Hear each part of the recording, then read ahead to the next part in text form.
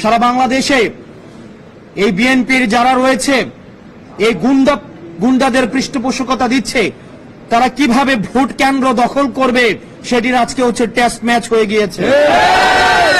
আগামী নির্বাচনে বিএনপি কি ভূমিকা রাখবে এবং পুলিশ কি দর্শকের ভূমিকা রাখবে, কি ভূমিকা পালন করবে সেটির আজকে প্রমাণ হয়ে গিয়েছে।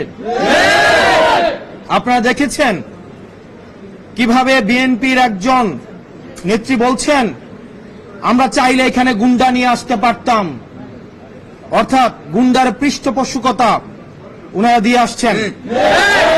আমরা দেখছি নির্বাচন কমিশনের বাইরে লাঠি সুটা নিয়ে মহড়া দিচ্ছে।